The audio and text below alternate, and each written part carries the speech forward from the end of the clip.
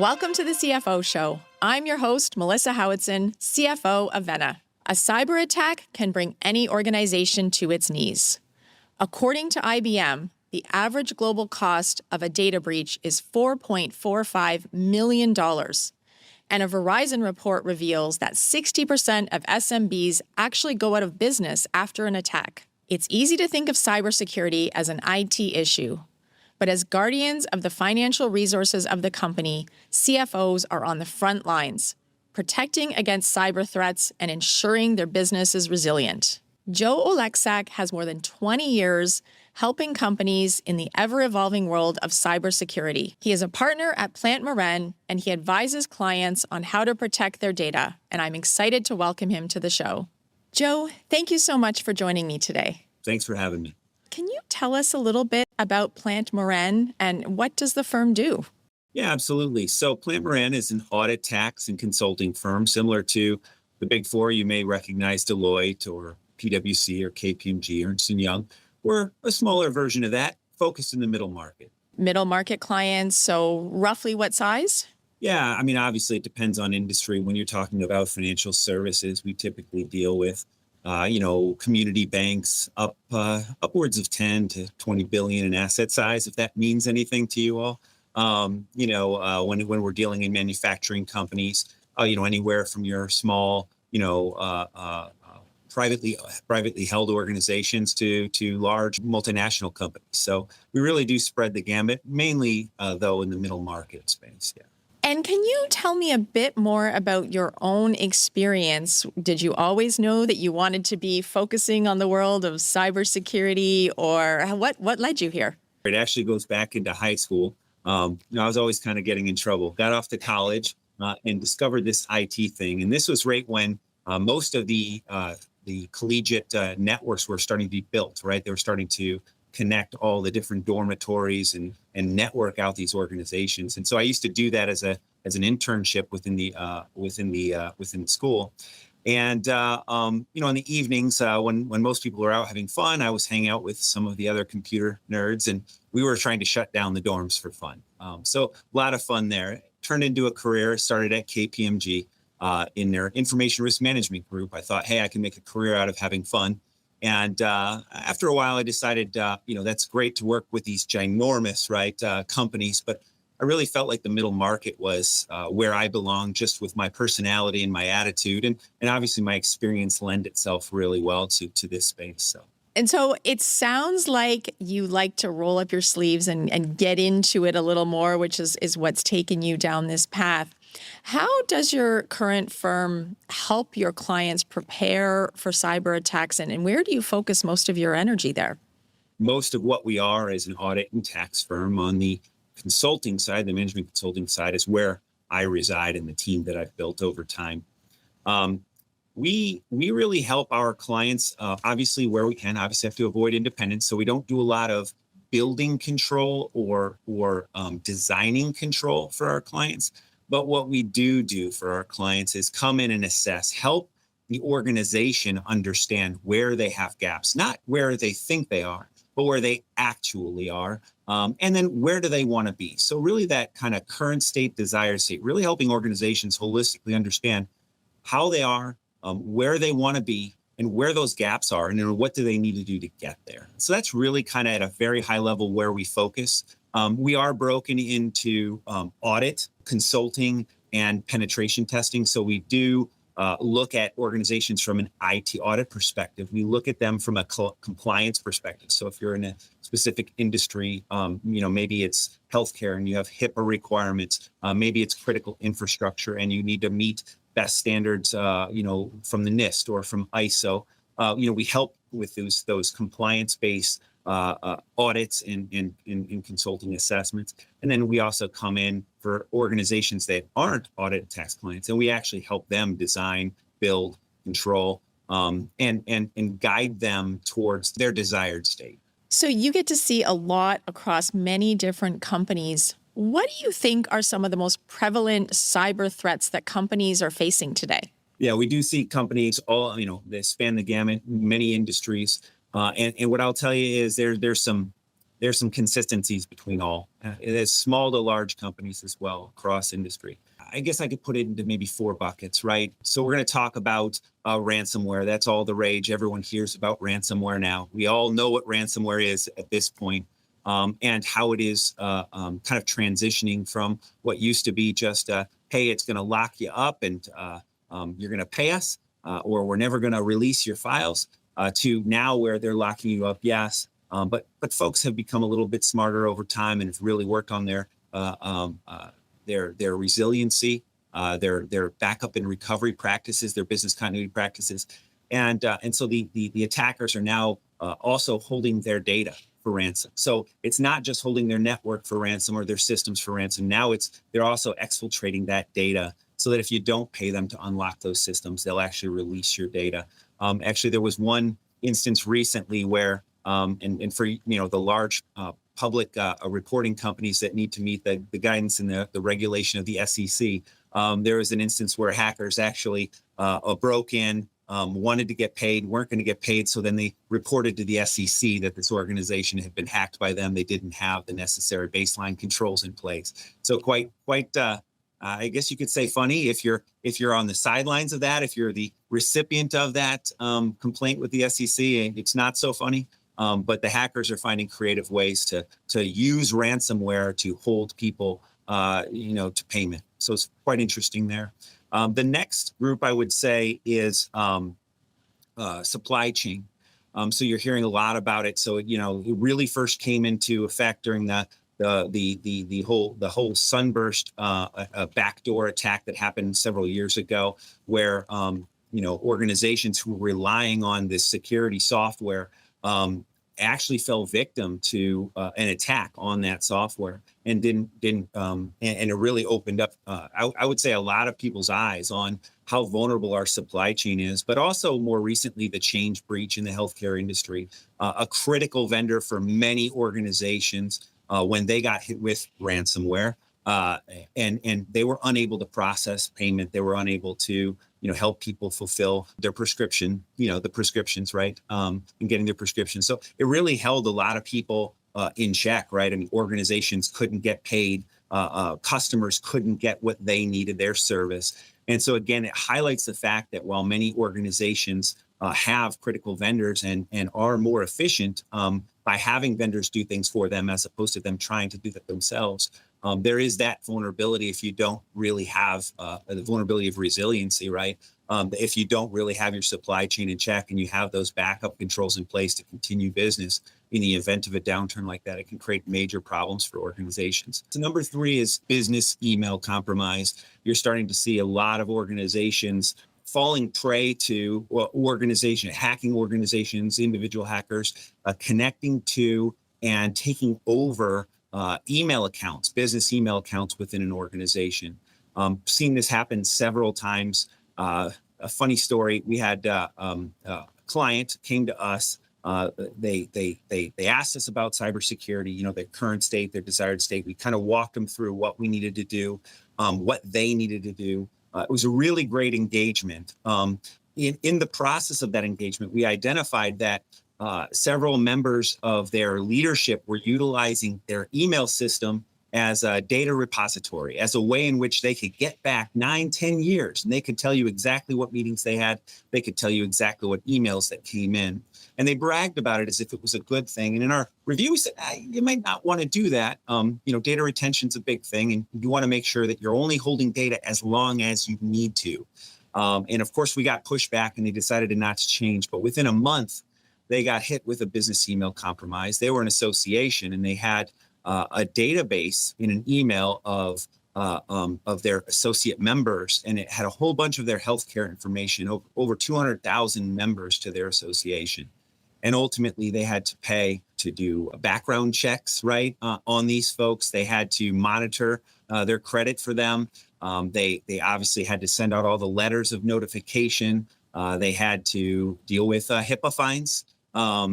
It went down the list. Ultimately, the decision not to limit what they were doing with their email, the processes they were doing with their email, and relying on email as a control, it ended up costing them over $1 million. So you've got that business email compromise is that third bucket. And I saved the best for last, right? Everyone's heard about it. We're all kind of sick of hearing about phishing, but phishing. And why did I save phishing for last? Well, honestly, it's because when you look at those first three buckets that we talked about, really, they're initially perpetrated through phishing. So, phishing is kind of that initial Trojan horse. And once they get in, it's when they're effectively working on those business emails or they're implementing that ransomware, right? So it's really important for you to understand, especially as CFOs and executives of your organization, how important user awareness training is. Never assume that someone understands what their responsibility to the organization is. Never assume that they have your best or the company's best interest at heart. They should, and oftentimes they do. But sometimes it's more a matter of, hey, I've got to get this job done so I can get home to the kids. Or, hey, I've got this softball game this evening. I'm just going to skip over this. Oh, I've got this email. Let me click that real quick and take care of it. Those things happen all the time. And usually those first three buckets are a result of a failure in the human element of cybersecurity, and that's through phishing. Boy, some frightening examples you gave there. Hindsight's always 20/20, right? I'm sure in retrospect, some folks thought, oh, wish I'd made some different decisions. So let's step back and talk about what you think are the roles, because I think sometimes it's not quite clear to folks. You think you have the CEO, you have the CIO, the CFO as a couple of the key executives that are very much interested in cybersecurity. But how do you think about the roles of each of those and how they should work together when it comes to this area? Yeah, absolutely. I mean, when you look at the general responsibility of the CEO, I would say that's fostering culture within the organization. And with cybersecurity, it is no different. When you look at cybersecurity and you see it being driven from the top down, from the business folks down, as opposed to from the technology folks who kind of understand their world and want to drive, their opinions. When you've got the CEO speaking about cybersecurity, when you've got the CEO talking about and driving culture in cybersecurity, you're more apt to have professionals and staff who are listening, are thinking, gee, it's that important that I should pay attention. And so I would say that's really the goal of the CEO when it comes to cybersecurity is fostering culture. When you look at the CFO, right, what is really the CFO about? I think in general, right, CFOs are responsible for organizational resilience, right, and liquidity. And so when you think about cybersecurity, what is that all about? Well, that's about keeping the business up and running and effectively keeping it up and running, right, during an event. So business continuity, enterprise risk management. These are concepts that the CFO really needs to be very well versed in an organization, especially when it comes to cybersecurity. Dare I say it, in the past, and we talked about how things have changed. In the past, I would argue that most CFOs really said, hey, business continuity, disaster recovery, that's IT. And they would bury their head in the sand, right, so to speak. Hey, IT told me everything's going to be fine. And they would bury their head in the sand. We're starting to see that shift, right? CEOs and CFOs are starting to say, hey, we need to know more about what's going on. Are we truly capable of recovering, not only recovering, but responding to and dealing with and staying afloat while we're dealing with a cyber incident? And what you're finding are most organizations are far, far behind where they should be when it comes to resilience. And it really starts with data governance. And I think I can back that statement up really when you look at the NIST, the National Institute of Standards and Technologies. So NIST deals with our critical infrastructure. So we're talking about, sure, our federal defense contractors, but we're talking about critical manufacturing. We're talking about the financial services industry. We're talking about the healthcare industry, critical infrastructure for our society to continue to move forward. And they've come up with the National Institute of Standards and Technologies. I'm trying to remember the actual number. I think it's 800-73. Their baseline for cybersecurity. And over the years, their methodology has been identify, protect, detect, respond, and recover, right? Building your organizations to do those 5 things. If you can build a control structure around that, you can be more resilient. You can live through a breach, or maybe even prevent a breach, or at least identify that breach prior to it becoming a full-blown, disaster for your organization.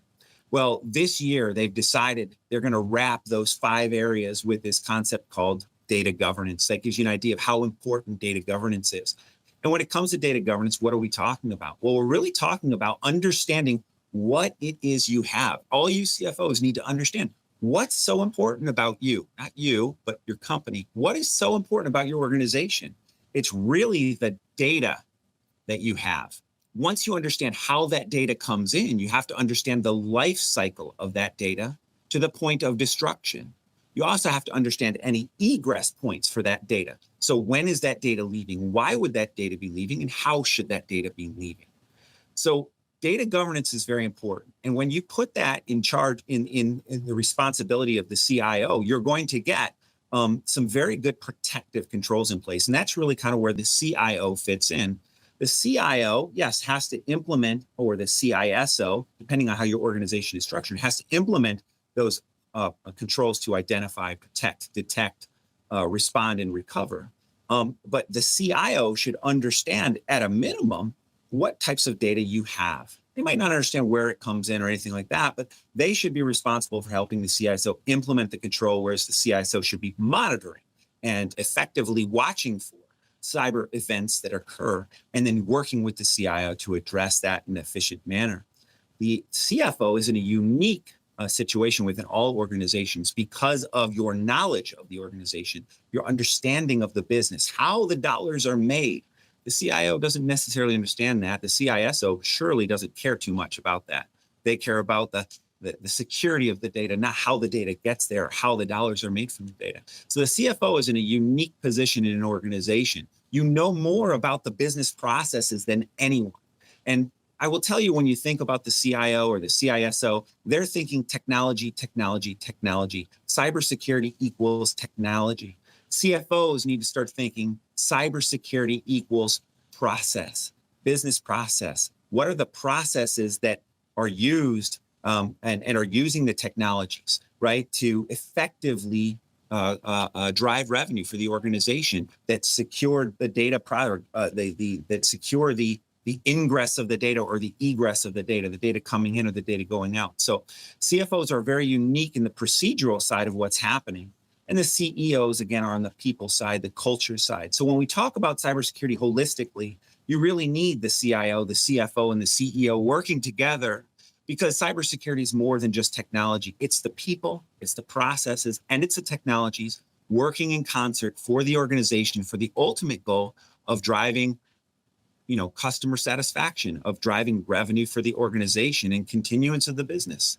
So when I think about practically for a CFO, what are some of the best things you've seen CFOs do to better work with their IT teams? When you think of some of the strongest CFOs in this area, what are some just real practical examples of what they could be doing? Yeah, so you're really talking about maturity at this point. And I'll argue that, again, I joked about it when I first started doing this work. I could break into anybody. Now that's changed. Folks have become more mature. And over time, where I've seen that maturity really has been in CFO maturity. I think IT in some breath has always kind of understood about control and knows they need to implement it, and they're limited by budgets. CFO is starting to engage in the cyber insurance process has been very huge, right? So over the past few years, cyber insurance premiums have tripled, quadrupled, quintupled. And it's forced the CFOs to start paying attention to where, like I said, they used to bury their head in the sand. We gave the insurance company $100,000 and I can bury my head in the sand and we'll be okay, because if we get hacked, they'll cover the expense. Well, the expenses have become so great, right? That insurance companies are starting to say, you know what, if you're not doing the minimally acceptable, if you're not doing the baseline security controls that we expect, we're going to charge you more because you're ultimately going to cost us. And so CFOs have had to step in and they've had to engage where I should say, again, where they're more mature, because I would still argue the vast majority of CFOs are still sticking their head in the sand where they can. Why? Because they've got so much on their plates already. But more effectively now, with the cyber insurance process, we've seen this happen more and more. And to be quite honest, I know a lot of folks have been complaining about the SEC and the 10K, 8K requirements on cyber reporting. That is forcing people, clinging and scratching, to the old ways of changing and getting more involved. So that's really where I see it happening. And again, the most effective CFOs are doing this from a data governance perspective. So they're first, before they're getting into the technical details and trying to really work with the CIOs and CFOs to understand what's happening, they're first going back and they're looking at how are we collecting data to begin with? What's so important and how are we getting it? Once we get it, how are we controlling it? What are the good things that we have? Where are some of the weaknesses that we have? They're engaging with the risk management team. They're engaging with the chief operating officer. They're engaging with IT. They're engaging with the critical business unit leaders, at the different aspects within the revenue cycle. They're understanding how that data is collected, how that data is stored, how that data is used. And when you start to look at that, you start to say, gee, I realize we've had some exposure over time, and maybe we need to adjust our budgeting process to allocate a little bit more to this process. So that fiduciary responsibility to security control and resilience is where I've seen the most effective CFOs operate in these last 2 years. Sorry, it was a long-winded message. No, that was good. It'll always get our attention when there's a price tag attached, as in finance. But at the same time, when I think about that insurance, that is the last resort, and it frankly doesn't save the day. The reputation damage that comes when you have something like this occur, that's hard to quantify. And so I think I think that's a great starting point, because it is real dollars and cents and makes you pay attention. But from there, as you talk about maturing, it just has to go on from that in terms of how would this business be able to sustain this and come out the other side and continue to function. So really appreciate that. And you talk about some of the things you're seeing in the last 10 years that have changed. What do you think are some of the greatest vulnerabilities that people are not aware of in their organizations? I was on LinkedIn not too long ago and I made a post. It wasn't anything spectacular in my mind, but it actually got the most number of likes and the most impressions that I've ever had on any of my other posts. And all I said was that the greatest weakness or the greatest vulnerability that organizations will face in 2024 is effectively the CFO's inability to understand and communicate properly with IT or those responsible for cybersecurity. I still feel there's this inability to understand what IT is trying to say. And in some instances, it's just IT is not trying to say much at all. And the CFO is just saying, well, IT said it's okay, so it's okay. And I can't tell you how many opportunities I go to, folks who come to me, they've read an article in CFO magazine or in Information Week or the security magazine, and they're saying, hey, I read your article, I agree. Can we have a talk? And usually it's the CFO or the CEO that's bringing me to this conversation. And inevitably they bring their CIO to the table. And I would tell you, and this is kind of a sad state of affairs, 9 times out of 10, when the CIO is involved in the meeting, the CIO says, oh yeah, we're already doing everything. We're good. We're safe. We're fine. And I look to the CEO and CFO and I say, well, typically where we bring value is in helping you understand where they think they are versus where they actually are. And you got to remember, CFOs and CEOs, they're used to being audited. CIOs are not used to being audited. So the next thing I typically hear from the CIOs is, we already have somebody that does that for us, and we've got the reports. Looks good, sounds good, everything's great.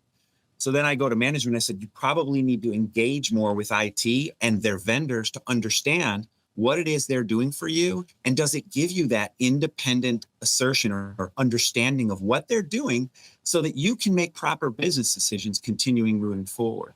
So that's typically where we run into it. Now, when IT is not involved, funny enough, typically we win work, right? Because again, I would tell you that CFOs, CEOs love the idea of an independent assertion or assessment of what's actually happening. And so typically we go in and they find, oh my goodness, we were really missing the boat on a lot of control, on a lot of process, on the education of our people. We really were holding our shareholders, our private investors, or our own community, right? In the event of a health system or a community bank, for example, we were holding our community in a position of risk. We should have done better. We weren't being appropriate custodians of their data, right? So typically that's what we find. Now, why is it that IT likes to hire their own group to do it? Well, IT is used to working with vendors. Vendors build relationships. They get involved. And when you get involved, you don't necessarily have that independence. I would also argue that IT, again, doesn't and isn't used to IT audits. They don't like being held to best practice frameworks. They like to implement what they believe is appropriate. They know what they know. And believe me, they know it very well. I call it IT hubris. What they know very well, but what they don't know, they don't think about. And so according to IT, whose primary role is to get things up and running, keep things efficient, that's where they're going to spend their time and their money. And they're going to work with vendors who work in that same direction with them. They don't want someone to come in and slow them down, hold them accountable, or make them change their processes or procedures. Well, and on that point of changing processes and procedures, I would imagine that what might have worked once upon a time, sometimes in an evolving landscape, no longer works. And it's important to recognize when you're in that place where it may be time to revisit the processes and how you're thinking about things. What have you seen there? And are there any key areas where things have changed and people should be revisiting? If we're talking about what most of you are likely going to see within 2024, maybe into 2025, well, definitely into the future. How about that? Is going to be that whole business email compromise that we spoke about.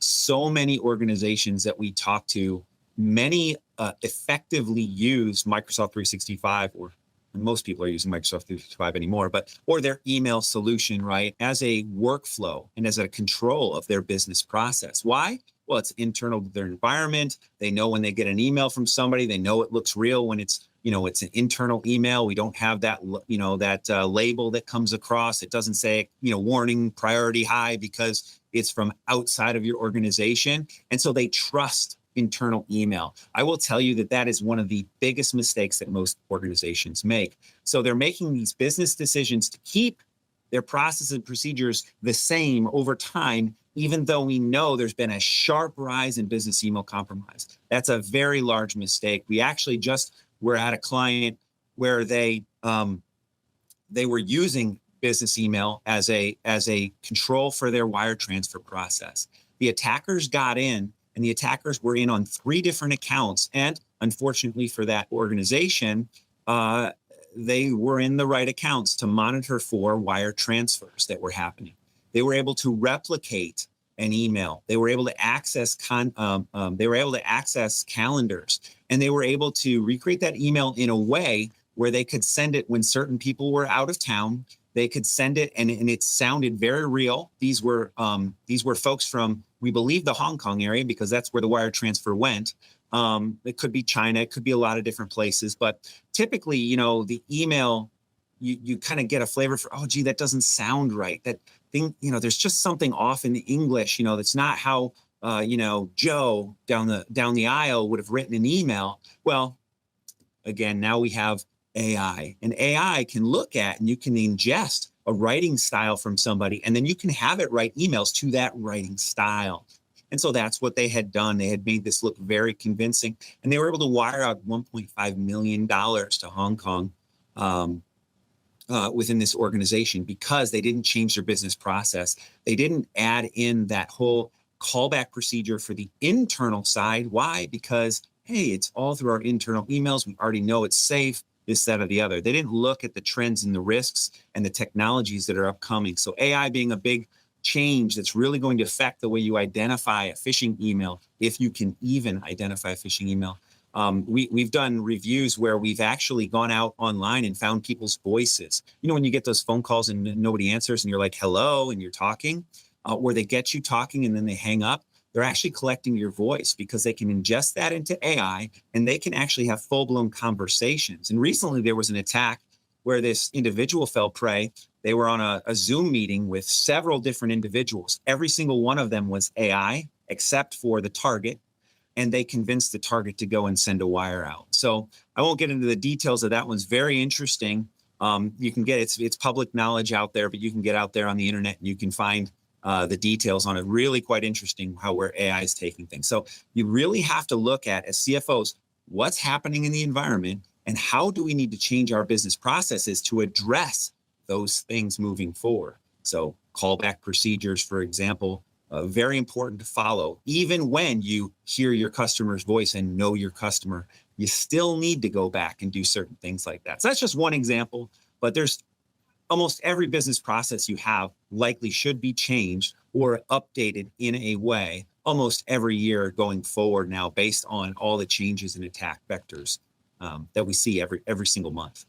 Wow, some frightening $1.5 million when somebody would have thought that they were following all the right steps. So Absolutely. Definitely makes you rethink things. You've touched on a couple examples, and I find for sure in the Office of Finance, when you hear the story is when these things really resonate and you sit there and go, could this happen to me? And what am I doing to make sure that this couldn't happen to my organization? Any recent ransomware attacks that you would want to share with us? And what do you think CFOs are learning from some of these experiences? Yeah. So, ransomware, especially in certain industries, can be very nasty. I live in Chicago. Lurie Children's Hospital was recently hit with a ransomware to the point where they were actually having to ship kids out to get the necessary surgeries they needed because they couldn't, in some instances, actually perform the surgeries that were needed. It's, a terrible thing. I mean, ransomware can really cause physical pain, can really hurt people, have just devastating effects. So, hopefully for many of you, you don't have those responsibilities. For you, those in healthcare on the podcast, God bless you. I hope you can live through it. I obviously want you to do the best that you can do. Ransomware is nasty. And so what have CFOs learned from ransomware? Well, I think they've started really to take note. The change breach, also again in the healthcare industry, the change breach was a ransomware attack, and it really effectively shut down many small to medium organizations that were relying on change to do the processing that they required.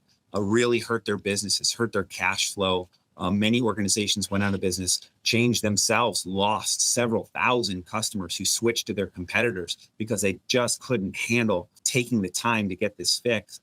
Some couldn't, So CFOs are starting to realize that the supply chain, meaning vendor management, right? All those vendors that are providing value for you, every one of them has a certain level of priority within your organization. Some can be replaced on the drop of a hat. Some it'd be a little bit of a trouble, but within a day or two, you can get spun up in an emergency and you can be on that next vendor or that provider. And some are so critical that when they go down, you're in a lot of trouble. And so I think CFOs are starting to say, well, gee, let's revisit our insurance first off to make sure we have the coverage that can help us continue business in the event of a vendor outage. Let's look at our contracts with our vendors and make sure that we have some kind of financial repercussions that we can hold them accountable to, that can help us get through some of these tough times, right? When they happen, right? Some of these network downtimes or things like that. So I think CFOs really have to start engaging themselves more in, again, the resilience of the organization, understanding that that's not just organizational resilience, it's a resilience of your critical vendors. What are some actionable steps that you think that CFOs could be taking to get a better handle on their current status of their cybersecurity position? The simple answer is get involved. Get involved. Don't just have a meeting, attend a board meeting where the CISO comes in and says, yeah, everything's great. Or don't just go talk to IT and hear, everything's fine, we've got this under control, don't worry. It's more about asking the questions. Hey, I really want to understand, hey, the change breach just really happened. It doesn't affect our industry, but you can clearly see how vendor management becomes so very critical. How are you all involved in vendor management? Are we as an organization involving the CISO? Are we involving IT? What are your critical vendors? working with all the different key business unit leaders. Who are your critical vendors? Oftentimes, in smaller organizations, IT has been dubbed responsible for vendor management. That's a shame because they oftentimes aren't communicating properly with all the different business units. They don't really know who all the vendors are, nor do they really understand the effect it would have on the business unit if it were to go down. So I would tell you that CFOs need to get more involved and more critical, right, of that vendor risk management process, get more engaged with IT to understand what is it that they are doing and what is it that they're not doing. They need to start thinking about the people, the processes, and the technologies. They have to look for those shadow IT systems that are out there. I'll give you a great example. There was this company in the Chicagoland area. They had ADP, for the timekeeping system. The business made a decision. The business decided we're going to take ADP as an on-prem system and we're going to put it into the cloud. IT, you don't need to worry about it anymore. We're just going to take it off our network. IT, step back. We're going to use ADP in the cloud, and HR, you're going to control that. Well, that's fantastic. HR got that system up and running and it was working perfectly for the organization. Unfortunately, they didn't work with the CISO to understand what are all the key controls that we would expect from an IT perspective if IT were to be running that system. And they didn't go down and really look at all their business processes and say, gee, now that we're no longer on-prem, how should we change our business processes to address the fact that we're operating in the cloud? They didn't do those things. They didn't ask those questions. Hackers got in. They didn't set up multi-factor authentication because the head of HR said, that's too inconvenient and no one else will access it. And then, hey, we're not a target anyway, right? They got in. They created several new employees. They paid those employees and lost $450,000 before they figured out that they were paying employees that didn't exist. Do you think that things like GDPR and some of these other regulations, are they helping to raise awareness, or what place are they playing in some of this? You talked earlier even about some of the SEC changes.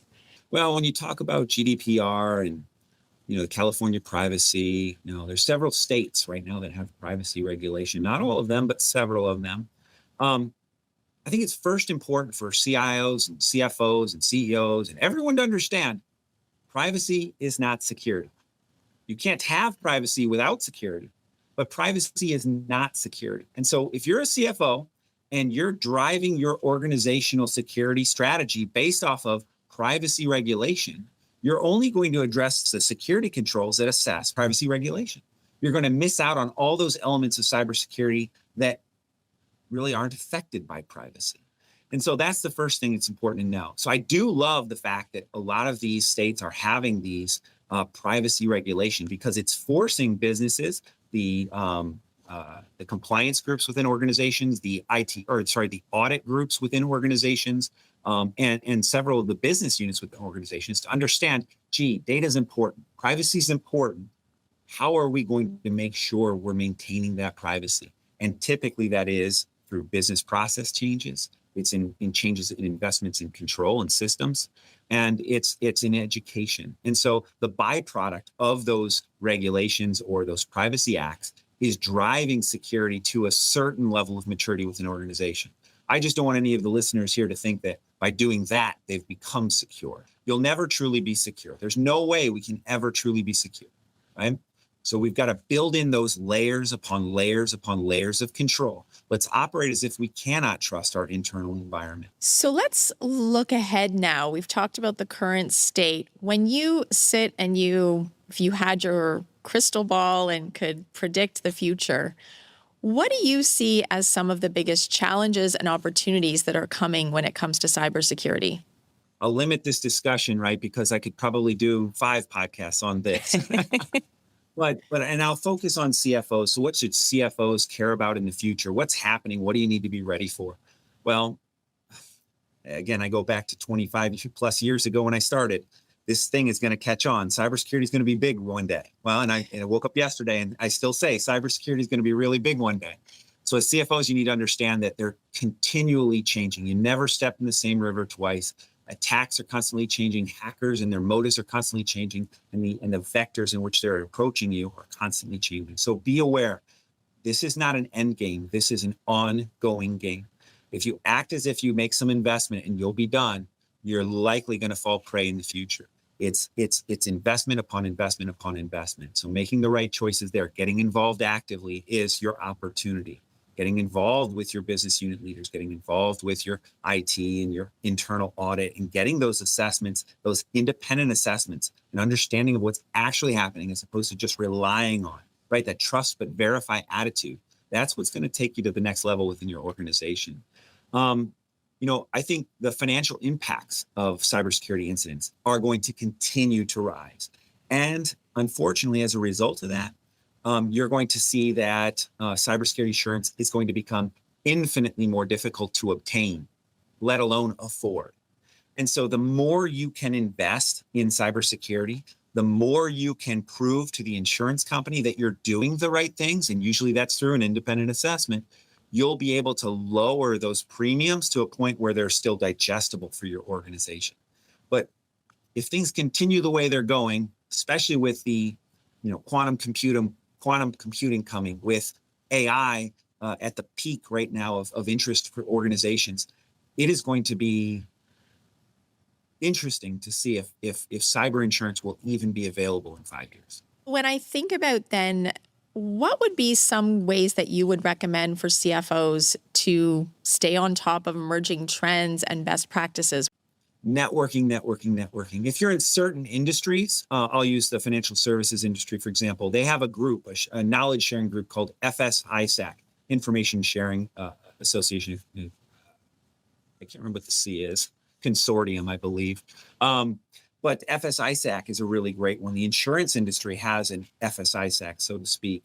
The healthcare organization has information sharing organizations. So understanding your industry. I would also get you involved in your InfraGard, which is your FBI has come up with in different geolocations. Chicago has one where you've got groups who get together and they network with this FBI. They understand what are the things that are happening in this geolocation, this area. What's currently happening? What do those attacks look like? How can you get ahead of them before they hit you? Hey, watch out! This just happened at this organization. Be ready for it at your organization. So getting actively involved. Now, CFOs don't necessarily have to be involved in all those things, but I would definitely look at your information security officer, your internal audit director. I would look at your chief compliance officer. I would look at your legal folks, whether they're in-house or they're outside. Talk to your external auditors. All those, what I would call your trusted advisors. And I would really network within that group as a CFO. I would really engage with them. Almost all those groups will have some base knowledge of what's happening, what's coming, and where is this going. And the more knowledge you have, the more power you have as a CFO. One of the things I think as CFOs that we struggle with is it feels like you could infinitely spend money on this. And like everything, there's always a limited envelope and you're making trades within your business. What are some ways that you think CFOs can go about prioritizing which are the most important cybersecurity investments to be made? If you've got good leadership in cybersecurity, you won't be doing this. Many organizations don't have that. It's more of a whack-a-mole. Hey, this happened. Okay, buy this. Hey, this happened. Okay, call this person. Hey, this just occurred. Okay, get insurance involved. It's really act and then react, act and react, act and react. I would really look for an overall documented and presented cybersecurity strategy. I think that's the first thing. You must understand what your experts believe in-house, what they believe. You must understand, and hopefully they're engaging with their trusted advisors to help them with that. But once you understand the overall direction of cybersecurity within your organization, you can start to ask the critical questions. Is this really necessary, or could we get more value out of, Y instead of X? Again, understanding what your competitors are doing, getting engaged in information sharing groups. Hey, it's interesting. 5 of our largest competitors are jumping, feet first into AI, but 20 of them are sitting back and watching. Well, why is that? Let's engage and start to understand some of the fears and some of the risks that are involved. as opposed to just blindly going and jumping into new technologies. That's really what the CFO needs to do. The CFO needs to listen. They need to engage. They need to understand what that means to overall enterprise risk, and then ultimately ask the trigger questions that would allow you to dig in deeper and understand what value you're really going to get from some of these things. Again, I go back to, if you really look at the direction of the attacking, like I said, the quantum computing coming, it's going to theoretically negate a lot of the encryption standards that we have, which is quite frightening because we rely on encryption to secure a lot of our critical transmissions. When we look at AI and the way AI is able to quickly fool our people and effectively circumvent our processes, and in some instances, our technological controls as well, we have to start believing that we do not operate in a secure world. We do not have security and control. And so I think if CFOs really truly understand what I'm saying, they'll start to look for more zero trust opportunities within your organization. Zero trust is a buzzword. It's a marketing word, right? But the concept you get, it's that jawbreaker. How many layers can you get? How do you trust but verify, right? That's what zero trust is all about. And I think that's where our CFOs really need to start investigating, understanding, and learning, because I really feel that ultimately is going to be the only way you're going to survive in the near future. One last question I have for you. Do you have any best practices for CFOs in terms of how to communicate their security initiatives or the state of things to their executives and their board members? A lot of organizations right now, and this is mainly because of a lot of regulation and best practice, are having their CISO or their CIO present to the boards on a quarterly basis. And that's nice, but typically, again, they tend to speak their own language. They speak tech. They speak very technical. And oftentimes they assume that business leaders understand what it is they're saying. Oftentimes they don't. So when they come in and say, oh, well, we have 100,000 attacks on our network this month, and it's down from 400,000 last month. Well, that's great that they gave you those statistics. But what does that mean? What did we do to drop that down? Why did it drop down? Are we doing something more? Did it jump up? What's stopping it from jumping up? Should we be doing more? Wow, I didn't realize we had hundreds of thousands of attacks against us every quarter, right? So it's asking the critical questions, right? And that's what the CFO can do on the front end of those board meetings to help drive IT or cybersecurity or whoever's responsible for reporting. Getting them to speak more business, I think, would be really important for them. Really appreciate this conversation. It's such an important topic, not only for finance teams, but for leadership and businesses in general. So thank you for sharing your expertise and your examples. Certainly, I know I really valued the conversation. Now, whenever we have a guest on the show, we do have 2 rapid fire questions. So are you ready? Ready, shoot. What is the best piece of business or leadership advice that you have ever received? I'm going to tell you, networking, it's not what you know, it's who you know. Know as many people as you can, be an inch deep and a mile wide. I'd rather be that any day. Great advice. And second one, what is something that you do in your personal life that helps you in your professional life? I'm an old man. I used to play soccer. So I used to tell you, hey, go out there and get energetic, right? Get energized, do all the activities. I don't do that anymore. I can hardly walk after a game. So for me, it's chess. I absolutely love chess. I play chess every single day. I jump online and I play as many people as I can, and I watch as many YouTube videos as I can on it. So it's interesting that you like to play chess. Lots of strategic decisions you need to make when you're playing that game. What do you see as some of the parallels between thinking about cybersecurity risks and playing the game of chess? That's a fun question. So. I would tell you that the thing about chess is being able to see moves ahead, right? And I think as CFOs, it's really what you're tasked with within your organizations, right? And in cybersecurity is no different. Those who are leading in cybersecurity, you need to be 1 or 2 or 3 steps ahead of the attackers. So again, going back to data governance, going back to risk management, going back to truly understanding resiliency. Chess really teaches your mind to think in those ways. Got to stay a few moves ahead for sure. That's right. Again, thank you so much, Joe. Really appreciate the conversation with you today. Enjoyed being on. Thank you so much. If you'd like to learn more about today's topic, please visit the links in the show notes. And if you like what you heard, please leave us a review on any of the streaming platforms. We always love to hear from you, and it helps other listeners to find the show. And don't forget to subscribe wherever you listen to or watch your podcasts. You don't want to miss an episode. For the CFO Show, I'm your host, Melissa Howatson. Until next time.